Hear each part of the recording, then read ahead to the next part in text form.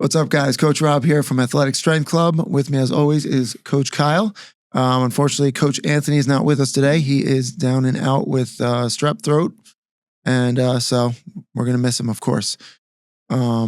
Today, this podcast episode is called Goals, Habits, and No Regrets. Cue the picture of the dude with the regrets tattoo with the A instead of the E. Hopefully you guys know the movie that we're talking about. Yeah, regrets. So today we're going to talk about, it's the new year. We've got people putting up goals on the board at the gym. We got people thinking about goals. You know, what do you want to accomplish for the year? And while it doesn't need to be the year, you want to start to take a picture of what you want to accomplish over the next 36 months, 12 months. And you want to start to write those down so you have an idea of where you're headed.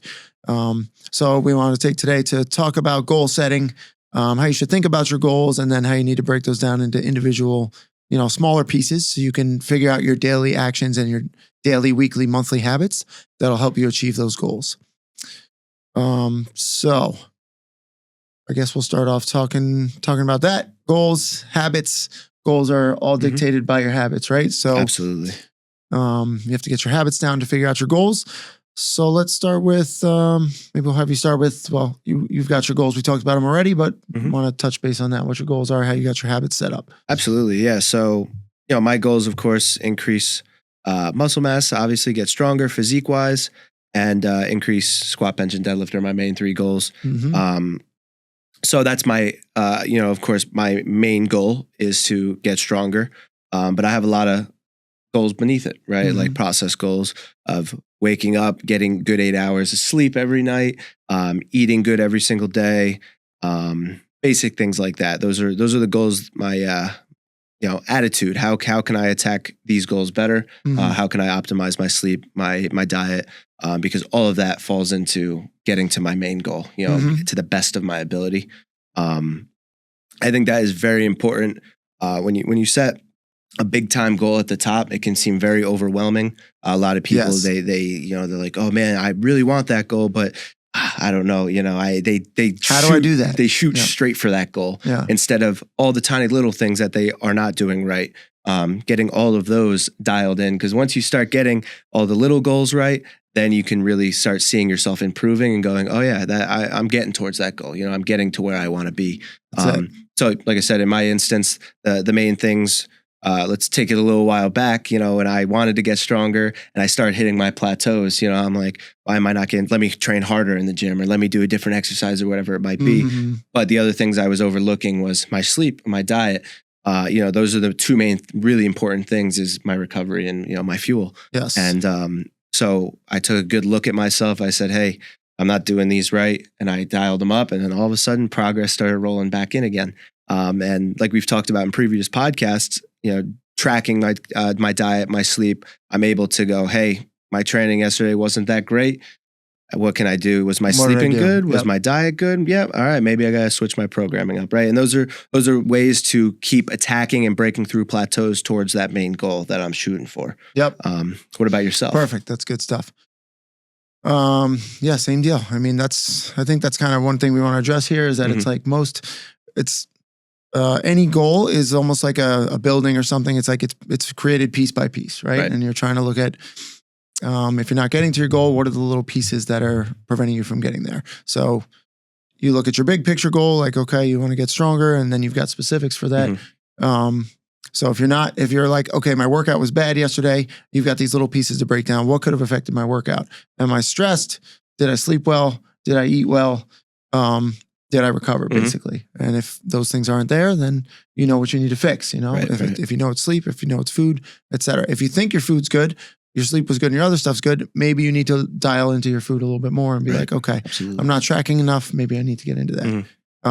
I think another one that you said right there quick was stress too. That's a huge one for people listening. Also, it's not only about sleep and diet, but stress as well. How are you managing stress? That's a good point too. Yep. I think that one gets missed. Training is a stressor, right? So we want training to be a positive stressor that causes improvement. But if your life is currently stressful, I think we chatted with this in the last meeting. It's like, if you're super stressed because you got a big project at work or something, or you've got a big project at school and you're really stressing about it, you've been working hard to get it, maybe you're staying up late, And it's not just the lack of sleep, but it's also your mentally just so focused on it and stressed about it. Mhm. This could impact your training, could impact your sleep, could impact the way you eat. And then maybe it's not a good time to hit the goal. Maybe Right. you've got a PR planned. Maybe you need to push that back a month or two Mhm. because Exactly. you're just too mentally stressed, and it's taking a toll on your immune system and your ability to recover. Yeah.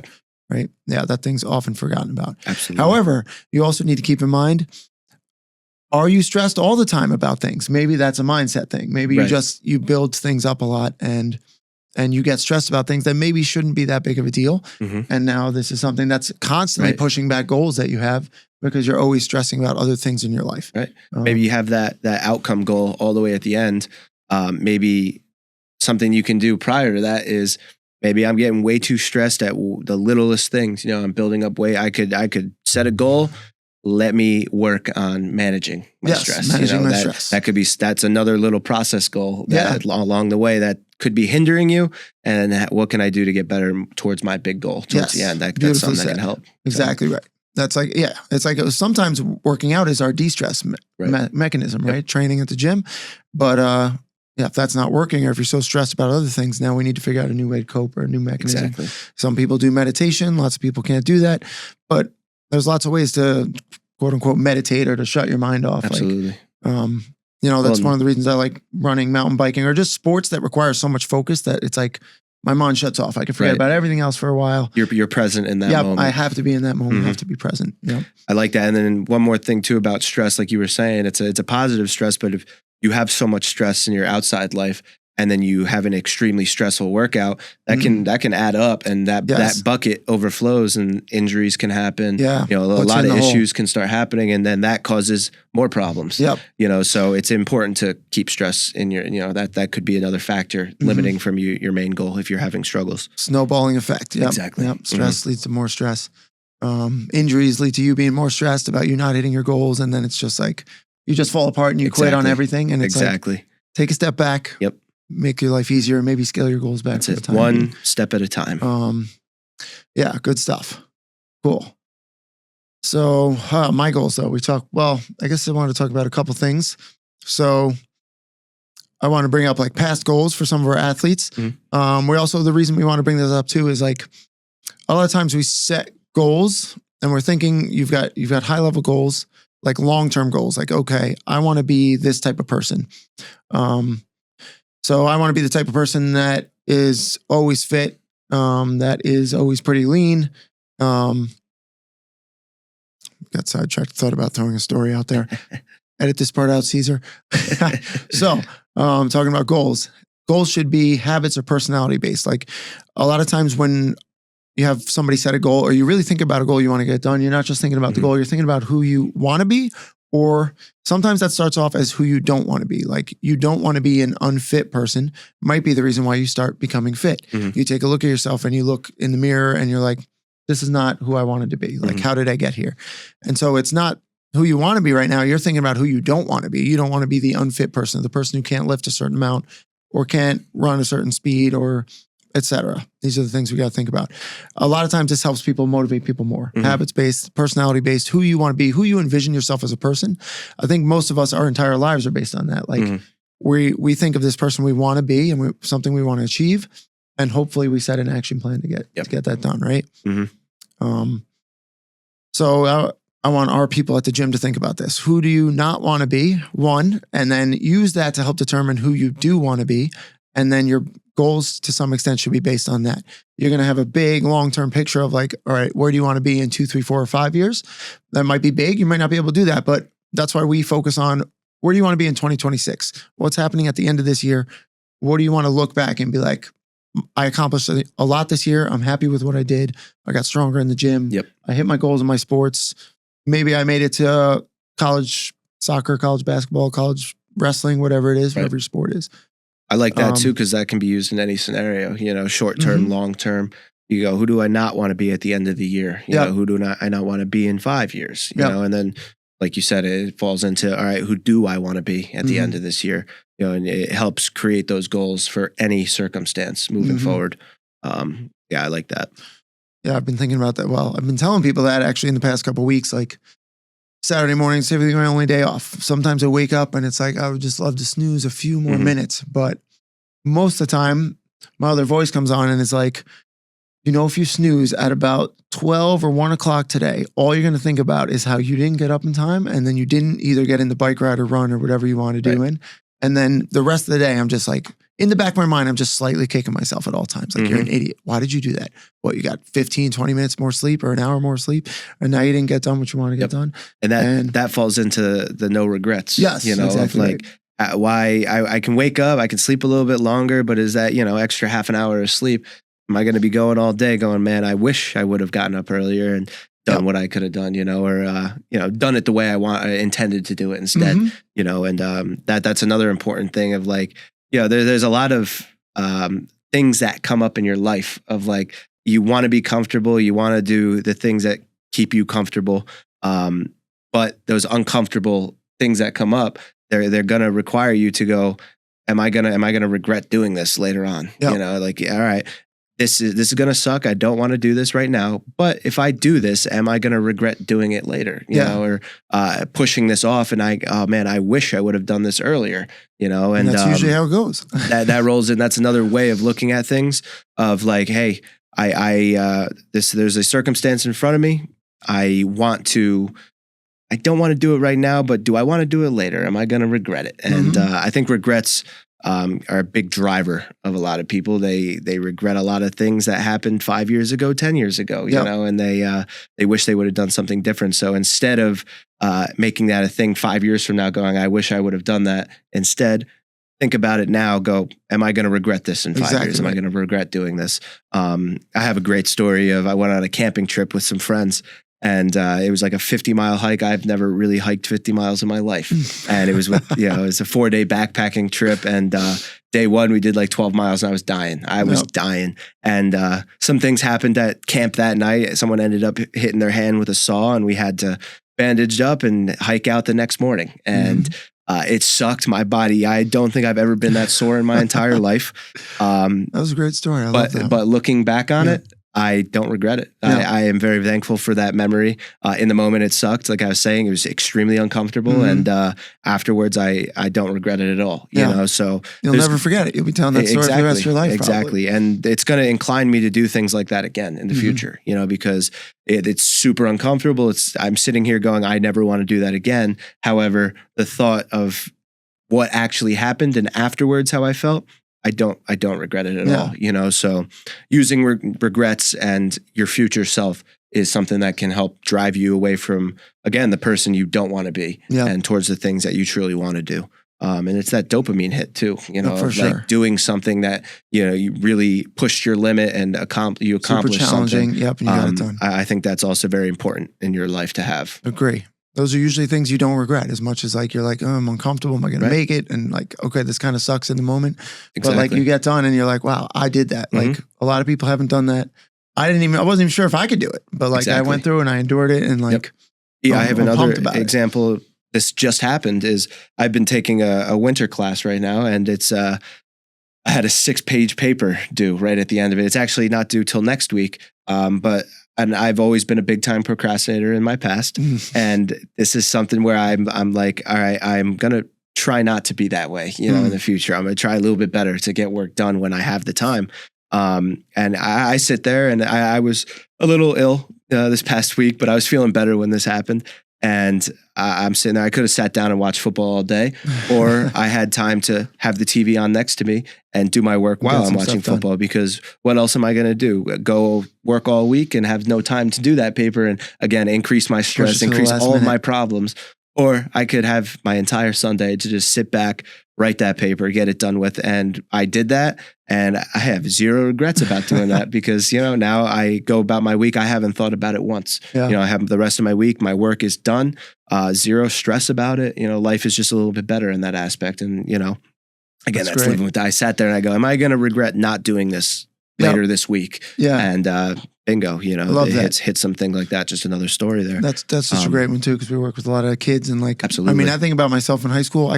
That just reminded me of this report I had to do. It was like a huge report. I think it was my senior year, and it was like I literally waited till the night before. Like I kind of had an idea of what I want to do, but like the night before I was like, I could figure this out. Yep. And it was like 6 hours up till midnight, 1 o'clock. And like I got done and I was like, I know I could have done a better job than this, but I just like waited till the last minute. And yeah, I'm spent. Like I can't do any more work. Well, that's I always say, and like so regretted, like waiting till the last minute. Absolutely. I couldn't, so many English papers, on that Sunday night. And I know it because every time I hear that Sunday night football anthem, I sit there and it just throws me flashbacks of like, all right, it's time to sit down. It's time. That's when I would start the paper. I had 2 months to do this paper and all right, here it is the day before it's due, Sunday night football. 14 hours left. Gonna have to get it done. Here we go, so yeah, procrastination, definitely can push stress and for the younger kids too. I was there and I still am going to be a little procrastinator sometimes for sure in the future. It's going to happen. It happens. Yeah. But it's definitely, it's a stressor. Incrementally getting better though. Exactly. It will increase your stress during your week, because you have a lot of things and there's things that you don't know you have until it happens during the week. And time becomes limited, especially, when you're doing a lot of sports, New things always come up. Absolutely. Yes. So when you have the time, and if you're going to sit down and just scroll the whole time, put the phone down and go do some work. Get it done with. You'll thank yourself later. 100%. You will thank yourself. You will appreciate that you did that. Absolutely. And you're also now building a better habit where you're like, okay, let me get this done right now. I think that's a big thing in general with any goal is like time prioritization. Like, huge. with training, we think about, all right, what days am I training? What hours am I training? What time do I have set up for that, right? It's like, okay, Monday, Wednesday, Friday, or Monday, Tuesday, Thursday, Friday, whatever it is. You got to have those times set up. Absolutely. Right? You hear countless people say, I don't have time to work out, or I don't have time to cook, or meal prep or all this stuff. And it's like, most people do have the time for it. They just don't prioritize other time in their day to do it. Maybe you worked a long shift or something, but if you're really serious about that goal, you'll take another 30 minutes to an hour just to meal prep for the week, get it done so that, later in the week, you're not wasting your time when you could be sleeping or just relaxing, during that time. Instead, you're cooking dinner or you're going to get dinner instead, like there's times where you have to get into an uncomfortable moment. I had 8-hour shift today. I'm exhausted, but I got to meal prep. I got to get that done so I don't have to do it later in the week. Just those little things, they make such a big difference. It's just that stacking up of those goals. Just tiny little things create a giant, whatever it might be. Take a pyramid, for example. The stones are not really that small, but compared to the pyramid, they're pretty small. It's going to take forever to all these tiny little stones, they create this giant pyramid. It's the same kind of thing with goals. No doubt. Oh, that's great. That actually also reminds me of me being younger and like, I got to fill the dishwasher or something. I got to empty the dishwasher. So it's like, I would just think about every little, like, I got to take each individual fork out and like visualize each thing as like this terrible, like, I just want to be doing something else. And it's like, it's not that hard. Just literally grab one fork at a time, put it in the thing. Like you're going to be done in like 7 minutes. Take it as sections. It's like one step at a time. Bottom section. First, I'm going to take this piece out. Exactly right. Absolutely. Break your goal down. And that's like such like a simple, stupid thing, but you're breaking your goal down in a little piece. Like first I'm going to empty the silverware, then I'm going to empty the bottom rack, then I'm going to empty the top rack. Bam, I'm done. And it's like, I like that. I like that a lot because it's like, dishwasher, like you said, it's not really that hard, but like I think a lot of people get it when they see the dishwasher, they go, damn, I don't want to do this right now. Exactly right. It's like a goal. You have that big goal and now you take, instead of going, I'm not even touching that right now. I'm not doing. Open that dishwasher and start hitting all the little parts. It's the same, like you just said, with the goals, same thing. The dishwasher analogy. Yeah, we're gonna call that. You can even call that step one. Open the dishwasher door. It. Yes. And then just like put one fork away. Once you do that, you're gonna start moving. That's like stepping in the gym. Exactly right. It's like, now you go, oh wow, what do I do now? Yeah. Walk over and get a warm up. That's emptying the bottom rack. You know, it's just those little steps, baby one by one. I like that. That was a good one. Yeah, that's funny. Glad. Oh yeah, we got our note up here. Also, win the day. I really like that expression. I heard that in a book I was just reading. That could be an example right there. Like you weren't going to do the dishwasher, but it's one thing that brings you closer to winning the day. Right. Meal prep. You just won the day. You wanted meal prep that day. You're out of food. Bam, you just won the day. You did your meal prep. You got into the gym. These are all just like little steps. Like what are your plans for the day? You win the day when you accomplish the goals you set for that day.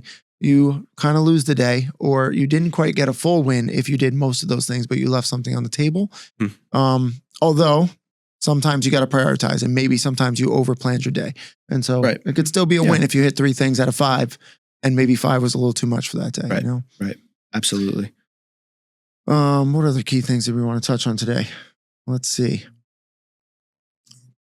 I think going into a lot of people think things are just going to come to them, or maybe for the younger kids, athletes, they might think they're just talented and they're going to make it to that next level walking into it. Great touch. I do think there's a lot of people out there that are very talented, and there's a lot of people, or not a lot of people, that are extremely talented. Mhm. And those are the ones that everyone talks about at that next level. Like, oh, this kid ate a bag of candy and they still were the best player on the field. Blah, blah, blah. There, the stories like that, for one, really, it might have been one time that happened. It doesn't really happen all the time. Like, I think DK Metcalf's one of them. He's an NFL football player, absolute, stud. People are like, oh, he only eats Sour Patch Kids and garbage all day. And this guy's got a 6-pack and he runs a 4.3 and all this stuff. And I'm like, yeah, maybe he likes eating some Sour Patch Kids, and maybe someone saw him eating that and he's like, yeah, this is all I eat, but you don't get that way either, with all the talent in the world, by eating Sour Patch Kids all day either, so no chance. Somebody with the best talent in the world is not going to really get there, doing garbage like that, and that's the thing. I think a lot of kids, they hear, oh yeah, he's doing it this way, so I'm going to make it you're not DK Metcalf. Yeah. You're not that guy. That's one of those funny memes back in the day too. You're not that guy. But anyway, sidetrack. But you aren't.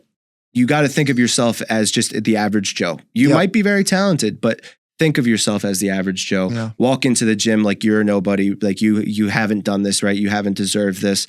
Get in there, put the work in, and let your hard work and talent merge together and drive you to that next step, right? Correct. A lot of the high school athletes, they might be the best player on their team. They might be one of the best players on their team. But there's someone else on that team who's not as talented as you, who works really, really hard. And, unfortunately, they that might talent, surpass you too. They might potentially, absolutely. And then there's, unfortunately, kids that just necessarily aren't talented enough and they don't make it to the next levels, but they have that hard work and that drives them elsewhere in their life, right? Yep. But the kids that do go to the next level off of talent and no hard work quickly realize that that next level with some of the kids that are talented but also work really hard are going to start over them. They're going to be above them, right? And those are very important things, right? You don't want to go to that next level and just float to the bottom of the depth chart. All stars in high school are often just average in college. Exactly. Everybody in college is an all-star. That's right. On their high school team. So now to separate yourself, you have to be willing to put in the extra hours, wake up 30 minutes earlier and show up to the gym earlier, and whatever it might be. Don't think of yourself as special. Yep. I like that. That's a beautiful thing. Yep. Your work should build your confidence.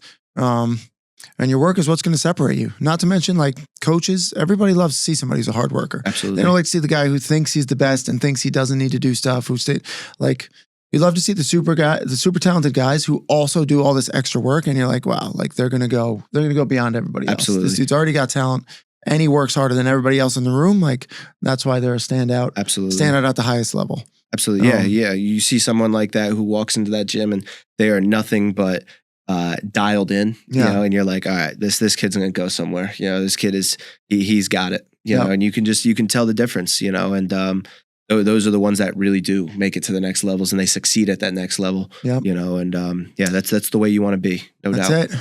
That makes me think about him. Shout out Rob Hensey. Maybe you'll watch this episode one day, but he's a minor league baseball player.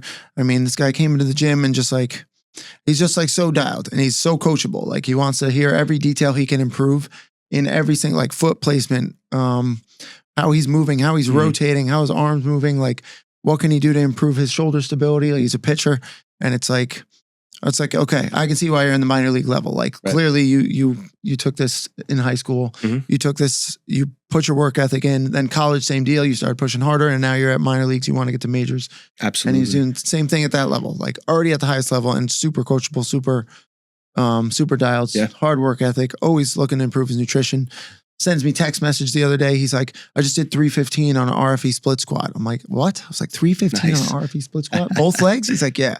I'm like, I need to see a video of that. Next time you do it, you need a video of this. Like, this is me telling you again, you need a video of that. All right. I want to see this. I want to post this. But yeah, I mean, 315 RFE split squat. It's very impressive. That's impressive. Absolutely. That's a beastly lift. Absolutely. Yeah. Yeah, that is you know, a lot of people, and like you said, he's a minor league guy, and you can see the attitude difference, between somebody like that versus somebody who kind of just faded away in the college, or maybe didn't even make it to that level. And that is such a huge part, and you can be so physically gifted, but it's the mental part that's going to really separate you when it gets to the next level, and even the professional level. Like these guys are crazy, and in the best way possible. They 100%. are so obsessed with what they do, especially the best of the best. Like they are, it's obsession to the max. Yes. We talked about that in the podcast with JR. He talked about that, but it is the obsession with everything and just doing everything detail. Right, and that's the way you want to form your goals, form yourself around, what if I really want to make this big goal, it's going to take a lot of effort out of me, that professional level. There's plenty of athletes, I'm sure, that even watch this that want to make it to that level, but are you really take a hard look at yourself, and are you going, is what I'm doing right now even doing anything to help me get to that next level?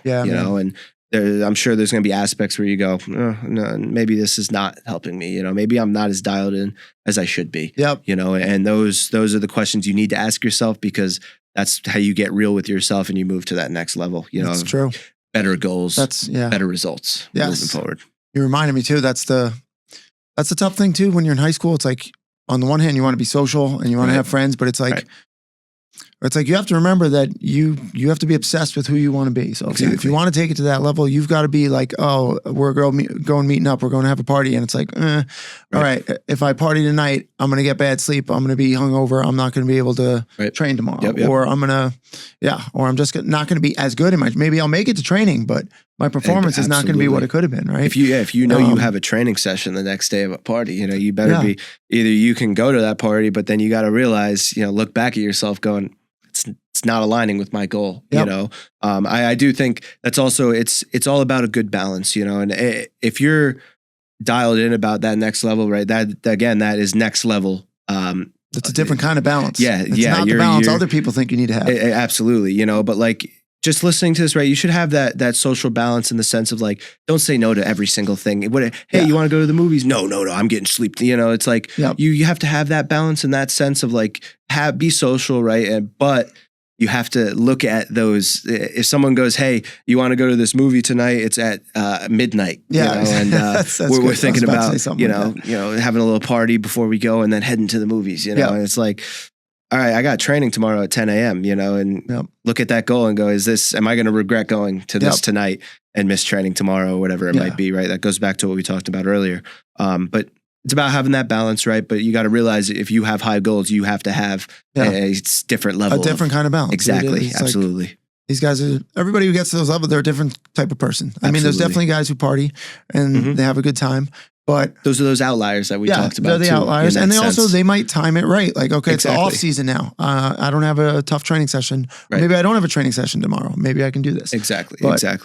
But I mean, I think kids in general, you should just be thinking like, you got to get your work done. You want to have your social time, but your social time should not impede on your training and your performance goals. In certain circumstances, it's totally, based individually in that sense of what we're saying. But what we're really trying to say is, if you have a giant goal, the things that you prioritize are extremely important. Yes, exactly. You have to really think deep about the things that you do, and how you do them and when you do them, and all that. Absolutely. Definitely. It goes back to regrets. I don't know. When you first started talking about this had me thinking about like, so like I think about myself, but I also think about some of the, like, you get kids that come into the gym and they're like 11, 12, 13. And they're like, all right, I want to go to college. I want to be a pro athlete. Like sometimes they're more fired up then. And then they get to be like a senior, you get a little bit more social, you can drive, now you're going places. And like, you might not realize this slow little trickle that occurs where you're, maybe you missed a practice one week and when you were younger, you never missed a practice. Or maybe you were out late, super late one night and you slept in, or maybe you missed a Sunday practice because like, they're not as important. Right. And like, I think about myself, like, I had a rough circumstance when I was a senior, but it's like, I was a really good runner. I was pushing towards, I was running at states, I was running at nationals, and it's like, maybe there was a chance I could have been a national champion at the steeplechase. And, but like, then like senior year, it's like, started to have more fun, talking to girls, having a good time. Like, and like, Didn't really run over the summer. Still was fast my senior year, but definitely could have been faster. Right. Supposed to run D1, ended up not running D1. And it's like, look back now and I'm like, damn, like I really, like, I wish I did that. Like what, you know, I know like, it's like I lost my sister when I was a senior, like my older sister died. So that obviously derails your entire life. But that happens to a lot of people and they don't get completely derailed. Like they find a way around it and they find a way to still go and get it done. It's like, I would have preferred to be that person. You know, maybe some other things in my life would be different. So you can't regret everything. But I definitely wish that I got to run and got to do some stuff in college. Absolutely. And like, I want all you guys to think about that. Like every young athlete. And I also want you adults to think about that, not in the same way, but you have a goal that you want to accomplish. In 1 year, are you going to be upset that you didn't get it done? Or are you going to be like, I took a bunch of steps and got closer to it? Like, I want you guys to get those things done. So I know you want to do it. I know it's easy to get complacent and to start to forget about things and to let things creep in that let you forget and fall apart. Absolutely. That's the obsession thing, right? Yeah. Everybody's got to be obsessed. Well, and I think the one really good thing too is a lot of people, especially I feel like when I was younger too, but like you're more present, you know, like the things in your life, you know, your friend sends you a text to hang out. It's like, that's what you see right then and there, right? Especially when I was younger, I wasn't looking at everything that happened in the future. You know, how's this gonna change? And there's little things that they don't do anything for your future, right? Like a little hangout with your friend on a Friday night or something. Like it's a great time. See you later, you know. But like there's other things that do happen. It becomes that slow trickle, you know, of like one missed practice and, you know, you start become a little lackadaisical at practice and things like that. Not pushing as hard as you used to. Right, you know, and all these things eventually add up. Like we talked about earlier, all the little things become one big thing eventually. Yes. It works in reverse. Yeah, it's like the little things add up to a big goal accomplished, or they add up to you being way lower than you thought. Exactly. And you know, being present, I think, is important, but especially when you're younger and you have very big goals, it's also important to think about the future as well. You know, about like, all right, I have a goal for 6 months from now, a year from now, but like, how are all these little things going to add up and get me on that road to my overall goal way down the road? You know, but like if your goals are in the future, which they always are, right? You have goals for the future. You have to think in the future a bit too, especially when you're younger. It's very important. It's hard to get yourself out of that present mindset. That's why I think it's important to hear this is like, think about the future a little bit more. Like how does you this do action now today impact? Yes. How's that going to change your future course? You know, and I think that's an important way to take your own life, you know, look how that affects it. You know, absolutely. That's great. That's good with the personality stuff right from the beginning. It's like each little action is building your personality. Are you somebody that lies? And the worst thing about lying is like people who lie typically lie to themselves first so that their lie becomes more convincing to everybody else. So it's like, are you lying to yourself about who you want to be and what you want to do? Every little action you take that follows that path of the lie brings you down away from where you actually want to be, like deep down inside. And it's like, am I the person that wakes up late? Am I the person that misses practice? Am I the person like, when you miss practice one time, you just became a little closer to that person that misses practice a bunch of other times. If you miss your lift, if you miss, absolutely. And you got to watch that you're not continuing down that path of where you don't want to be. Well, and you hear, it's something that I've heard for a long time, but it's like you might be talented at high school. You might be the starter on the team. And you might not take it. You just, you take it for granted. You know, it's like, whatever, you know, I'm going to miss practice today, blah, blah, blah. Or, you know, you get a little slow with it. And there's somebody on that team who's killing to get in your position, you know, who really wants what you have. And you know what? In high school, that kid might never get it. But when you get to that next level in college, there's a kid that wants your spot, you know, or you might be the person that wants that guy's spot. And that there's always somebody who wants the position that you're in, you know, and you're most likely always in a position that, especially in sports, that you want to be in the position that somebody else is in, whether it's on your team, another team, right? There might be a star player and you want to be like him, you know, you want that award or something like that. Totally. Right. So you got to realize that, you know, there's always somebody itching to get in there, and that next level, they're going to get it if you don't put in the work to keep it or, you know, achieve what you want there too. Yeah. Right. That's very important.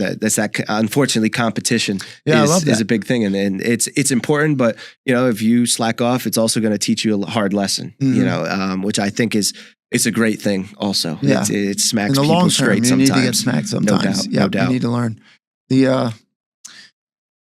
Yeah, shoot. Well, that had me thinking about just like being hungry. Like, you know, like you're hungry at some point, and sometimes you let that hunger fade, or you think like you're on top, and it's like I think it's good to be on top, but it's also you always got to look at like, okay, there's always somebody better than you somewhere, somebody working harder, or absolutely, somebody who could, even if you're like the best baseball player in the world, it's like there's somebody who could probably sprint faster than you, could do something. So like you could start chasing that, and you always the best point with that one too is like, if you're the best baseball player in the world, there's somebody in a year or two who's going to take your spot. That's right. You know, because the guys at the top, they never stay. There's very few professional athletes that I think stay at the top for a very long time. For years. There's very few. And the one that comes to my mind is a guy like Tom Brady, who you hear that guy talk and you hear the way his mindset was. He was always hungry. And that's why he stayed at the top of his game for so long. And that's it. Even the best guys, they get complacent at the top. You know, I'm the best guy right now, you know, but there's always somebody who will pass them, who will become the new best guy, you know, new MVPs, all that stuff. So any level that applies. Every level. Yeah. And if you want to be the person, you got to be the one that's hungry, the one that's looking towards somebody that's better than you, that's chasing them down. Absolutely. And like, yeah, I think a key thing with that too is like you're looking at what does that person do? And are they, you know, can you find out what they're eating, how they're sleeping, how they're training? And can you mimic as much of that as possible and then try to find tweaks to make yours a little bit better than theirs? Yeah. Or try to look at, oh, there's where they slack. There's where I can get them. Like, exactly. Yeah. And that's, you also got to be looking at yourself if you're on top and be like, all right, where am I slacking? And where can I improve? Yeah, nobody's perfect. No, but even if you're the best at what you do, there's always something you can improve on. And that's what you got to be looking for. Absolutely. You got to look for the spots where your weaknesses are. Yeah. Or look for coaches who can find those weaknesses. That's a big thing too. Absolutely. Right? Yeah, I like that. Yeah, love it. Okay. Well, I think one thing we can attack too is the idea of maxing there.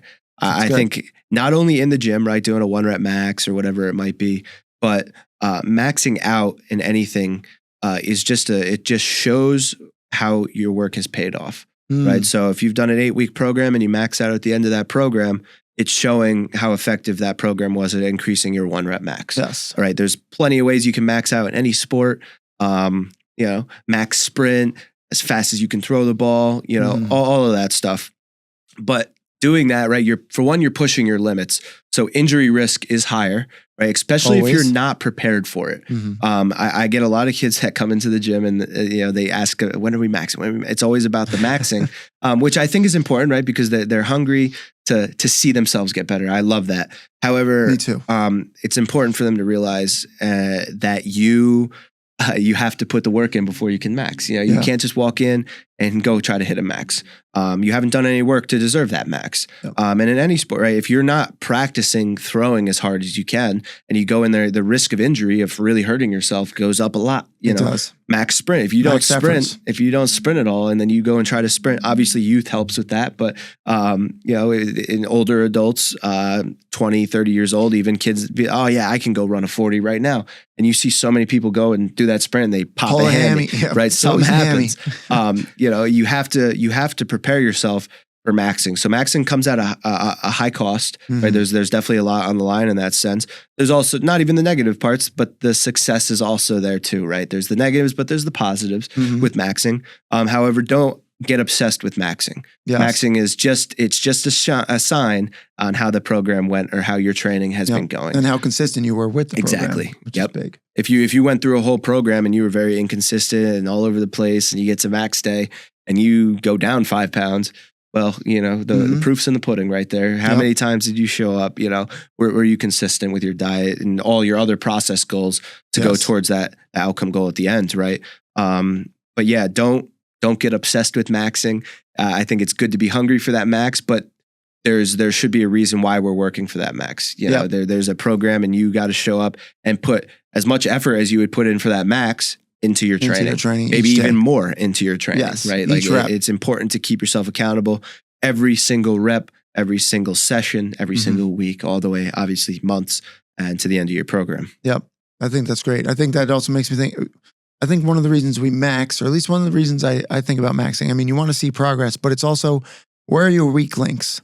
Like when somebody maxes, Yep. That's where you start to see the breakdowns in their technique, right? And then, but I'm bringing this up because sometimes your technique's not good in training. And it's like, we don't need to max you yet. You can't even keep good technique in your training. Exactly. Like if your technique is dialed in your training and you're doing the reps and you're executing everything, then it's like, okay, let's max out and let's test what's going on.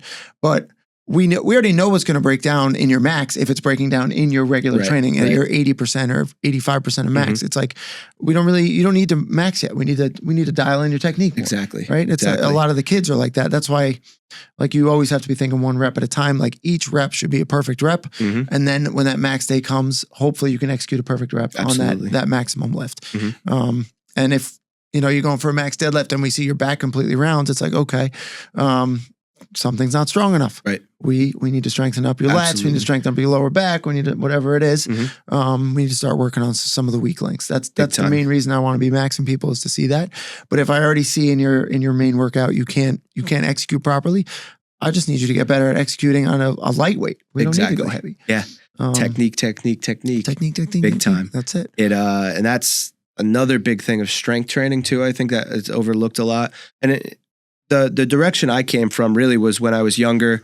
I got into just lifting. I liked lifting. It was more of a physique thing for me, being younger. Wanted to build some muscles, just get some biceps going, But then I love the strength training part of it and all that. But I would just watch YouTube videos or go on. Instagram wasn't as big then until I got high school. But like YouTube was the big one. 6-minute ab workouts, and all this stuff. Or you go on and you listen to some guy who was jacked and he's like, go to failure on everything, all this stuff. And I think those are important things that I've learned. I'm glad I learned those things.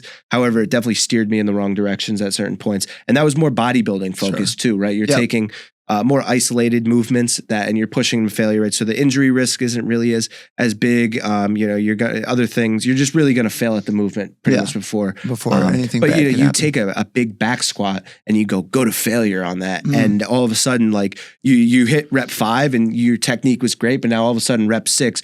Poor technique, and 7, poor technique, 8, and now I'm like falling apart. Totally. Right. So the thing about strength training, huge. And now you're practicing poor technique.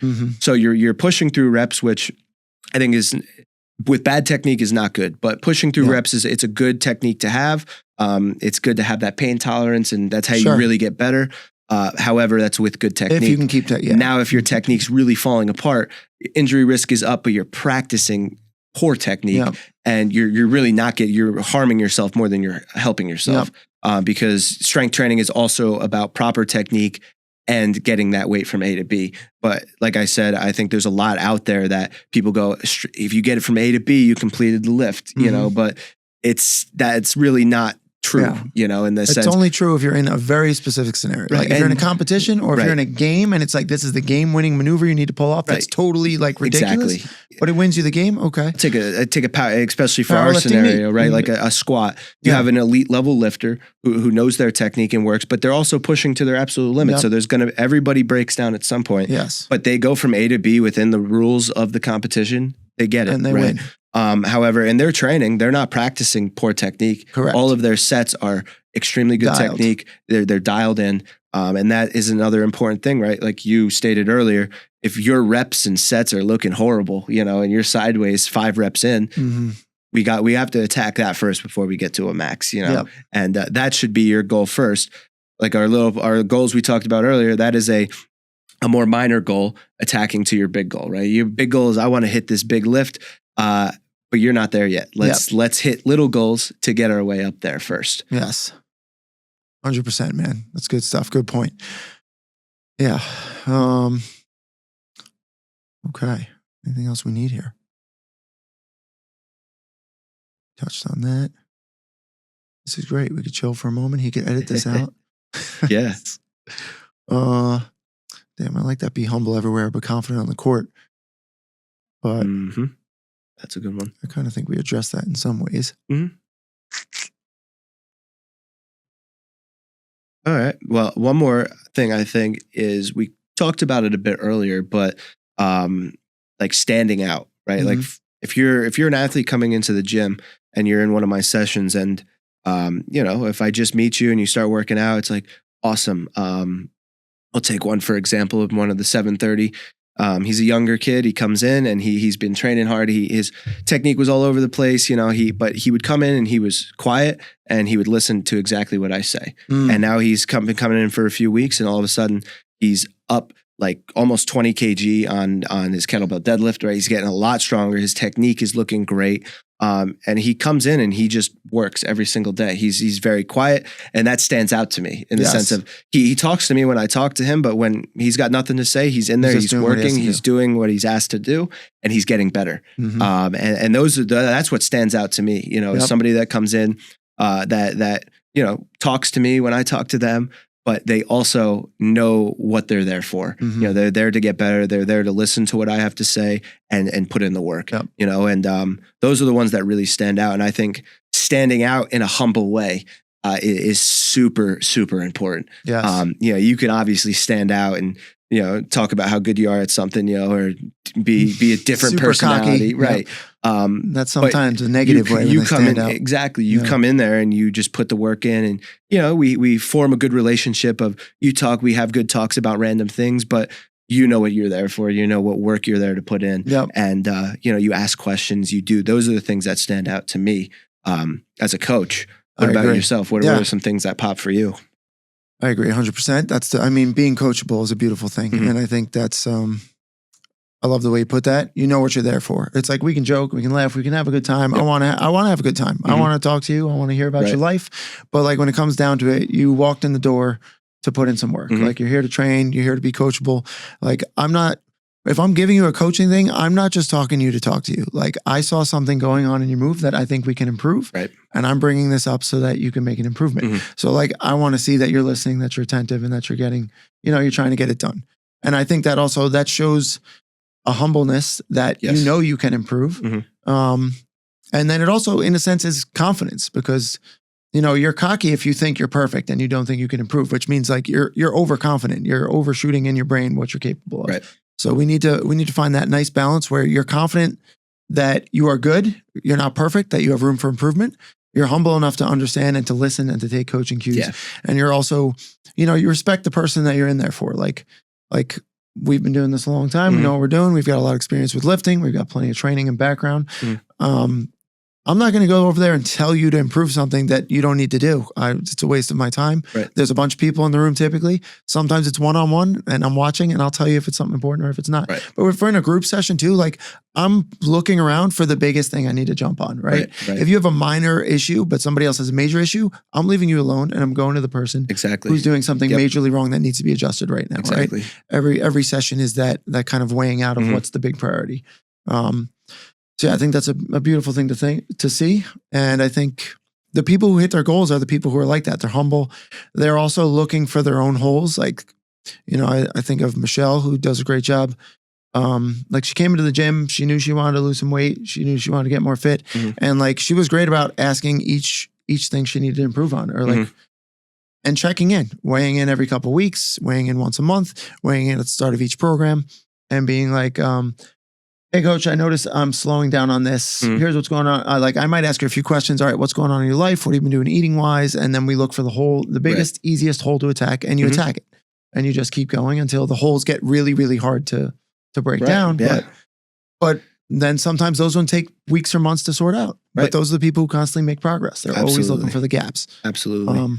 That's a great point, man. That's the common thing is, people that, especially younger kids, right? Maybe let's just take a kid that aspires to be a professional athlete one day, and if they think they're perfect, why are they not in the MLB already? Exactly right. You'd already be there. You'd be there already. You'd be a child prodigy. Exactly. So you even at a young age, if you were absolutely perfect, why not go up there, right? Go play. That's. If you're not perfect, like we talked about earlier, keep that mindset of there's always something I can fix, always something I can get better at. And that's what truly gets you to near perfection down the road. Who's that guy? Vince Lombardi had the saying, perfection is not attainable, but if we chase perfection, we can catch excellence. I think that's what he said. Yes. I like that. That was great. Great quote. And you had me thinking about that too. Like sometimes like, it's not always young kids, but because it definitely can happen with adults, but certainly people will just make excuses as to why they're not where they need to be instead of looking at what they need to change, looking at what the holes are. Like, you'll bring that up to like an 8th grader. Like, well, why aren't you in the MLB yet? Oh, well, I'm too young and I'm not strong enough and whatever. It's like, okay, so you're not strong enough. You can't change how young you are. That's just going to happen. Right. But if you're not strong enough, okay, let's get in the gym and let's work out. Working. If you're not fast enough, okay, let's try to work on getting you faster. Like, don't just give me an excuse and don't do anything about it. Yeah. Like, those excuses from the young kids eventually, once they grow up, they become excuses as adults. Exactly right. I didn't make it here because of this, or I didn't make it here because of that. Yeah. And it's just a mindset. no matter what age you're at, it's like it's a mindset between people. You can even see the adults that played at a high level in athletics, for example. Even as adults, they have a different mindset when it comes to attacking things. Yes, exactly. Than some other people, and they're more successful because of that mindset. Exactly. That's the. As Anthony brought up in the meeting, discipline equals freedom, the discipline to get done and to look at your mistakes. The more disciplined you are, the more free you are to achieve the things you want to achieve. You also, something you just said made me think of Uncle Rico, just this whole conversation. Coach would have put me in fourth quarter. I'd have gone pro and just like, relax, Uncle Rico. Like you haven't done anything with your life and you're just still thinking about like high school. Like, exactly. Could have been a pro football player instead of whatever he was doing. Didn't he get the crystals and he was trying to do the time machine to go back in time? Oh man. I don't know. Have you seen Napoleon Dynamite? Yeah. All right, good. That was a long time ago. Yeah, it was a long time ago for me too, but that good movie. was such good a hilarious character. Oh yeah. Yeah. So, you don't want to be Uncle Rico. We don't want to have regrets, as we talked about at the beginning. Right. You got to think about your future, think about what you're doing every single day. And is this going to lead to regret, or is this going to lead to you thinking back and being proud about what you chose to do? And you thinking about, I got this goal done. I didn't think I could do it. I pushed through. I built some good habits. And here I am. Here's where I want to be. Yes. I like that. One thing I can't remember. Maybe it was like Yes Theory or something on YouTube. I believe so. I was watching something. They just went to, I can't even say the name, but it's a town in Alaska, all the way at the top, very top of Alaska. And there's just nothing up there. It is just the native people. Who would be there? Just a few people that live up there. But their whole thing is like, seek being uncomfortable. Seek, and they go to all these places that are just super uncomfortable places. Are these the natives there, or just like no? They're like a YouTube channel of guys that I just saw one of their videos, and that was that video. Oh, Yes Theory is the YouTube channel. Yep. But yeah, I believe it's like seek being uncomfortable, something like that. Yeah. But they go to all these places, and it's just super uncomfortable places, and they go and they show the life of the people that live there and all that stuff, but yeah, that. Seek being uncomfortable is, I think, an important task. That's where growth occurs, right? Absolutely. Yep. If you get complacent in training and you're like, these sets no longer really push me to my limit, or all that, you're going to stop growing eventually. Yep. So no matter how advanced you get, it's just going to keep getting harder. You just get better at doing hard things. Yep. So you have to keep pushing yourself very hard if you want to keep growing, no matter what it is. And if you feel stuck, then you got to find somebody to help you do it, wherever that is. Yep. Yeah, that's great. I think that's a great spot to end. Absolutely. All right, guys. So keep growing, chase big goals, and look for the holes in what you're doing. Remember, you don't want to have any regrets. Thanks for listening. It's Coach Kyle here, Coach Rob. Appreciate you guys. Like, subscribe, do all that stuff. If you enjoy this podcast, we'd love to keep doing more. We plan to keep doing more, but it'd be great if you could help out the channel. And you can find us at athleticstrengthclub.com. Feel free to check out our website and learn more about us. All right, thanks. Hope you're here for the next episode. No regrets.